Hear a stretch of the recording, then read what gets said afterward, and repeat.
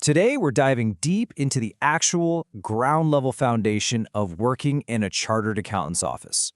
You've studied the theory, you've memorized the formulas, but today we are exploring the critical, often overlooked steps that happen long before you ever even think about clicking the icon to open your accounting software.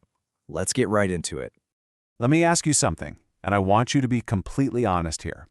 How many of you think you can start doing actual accounting the very second you sit down in your office chair on day one? Go ahead, comment yes or no down below right now. I'll give you a second. All right, reality check time.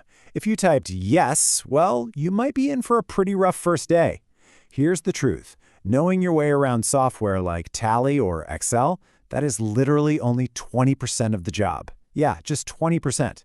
In a real Indian CA office, your actual day one task isn't data entry at all. It's data collection and client management. Your software only processes what you feed it, right? So if you don't know how to systematically collect the right info from clients, those software skills are kind of useless. It's like being a master chef without knowing how to source the right ingredients. So here's our agenda for today. We'll be covering the Day 1 reality check, professional client communication, decoding real-world bills, the bank statement master key, clarity before data entry, and finally, the foundation for success. Section 1. Professional client communication, the heartbeat of the office. Listen, the monthly or quarterly GST filing cycle is the absolute heartbeat of a CA firm. Deadlines are incredibly strict, and the penalties are very real. Managing this high-stakes cycle doesn't start with a keyboard. It starts with picking up the phone. There's a specific way to do this, and here is your gold standard script. If you're a junior, you need to pick up the phone and confidently say, "Sir, the month has ended. We need your sale bills, purchase bills, and bank statements by the 5th to ensure your GST filing is on time and avoid penalties." Notice what we did there? You weren't begging for a favor. You're politely but firmly commanding a professional workflow to protect them from late fees. And this brings us to a really crucial point about your true value in the firm. As a junior, you are not measured by your typing speed. Your value is measured entirely by how quickly and accurately you can gather this data on your own without a senior CA having to tap you on the shoulder every 5 minutes to remind you. Get those documents on time, and you're suddenly the most valuable person in the room, simply because you free up the seniors for the complex stuff. Moving to Section 2, decoding real-world bills, the physical to digital mess. So what actually happens when those requested documents finally hit your desk? Well, this is where most beginners get a massive reality shock. In college, the academic expectation is that you'll get these perfect, pristine, computer-generated digital invoices. Everything perfectly aligned, right? But the office reality in a high-volume Indian accounting workflow, it's total chaos. You're going to get a messy mix of crumpled papers with tea stains, faded thermal receipts, and completely handwritten bills where the handwriting is barely legible. That's the human-driven reality of the job, and you absolutely have to decode it before digitizing anything. To conquer that mess, you need a system. There are 4 key identification points you must verify on every single bill. First, check the GST numbers of both parties. One wrong digit and the tax credit is toast.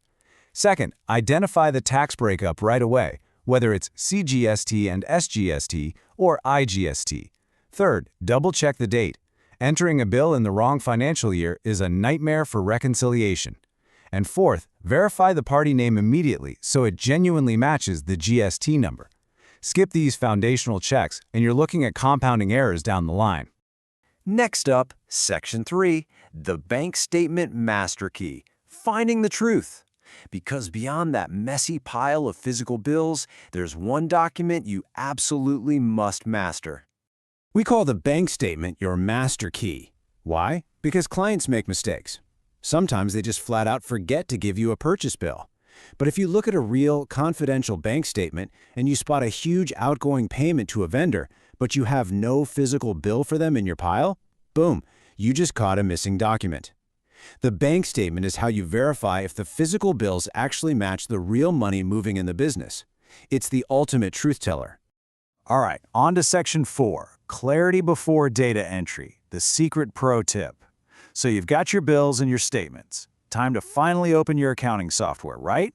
No, absolutely not. First, we apply the golden rule, clarity before entry. Before touching the software, you have to sort the chaos. Step 1. Sort the bills date-wise. Chronology is everything here. Step 2. Sort them party-wise. Put all the bills from vendor A in one pile and vendor B in another. Step 3. Log everything into a pre-entry Excel sheet. This isn't the final software, it's just a simple tracking sheet. And Step 4. Use that tracker to check for missing bills. This highly deliberate physical and digital sorting brings absolute order to the madness. And here is a massive pro tip for you. Preparing an Excel sheet first gives you this pre-entry level clarity, and it's exactly what separates a struggling beginner from a highly respected professional. Seniors absolutely love an accountant who takes the initiative to use basic Excel filters to verify tax percentages and catch errors before ever touching tally. It proves you respect the integrity of the data, and honestly, it will fast-track your reputation in the firm. Finally, Section 5, the foundation for success, building for Module 2. Let's tie this whole workflow directly back to your ultimate success in the office. Everything we've talked about today is part of an unforgiving chain reaction. If your data collection is wrong, your tally entry will be mathematically wrong. And if your tally entry is wrong, the final GST return filed with the government is wrong. Period. There is no magic fix later on. If your pre-entry foundation fails, everything fails with it.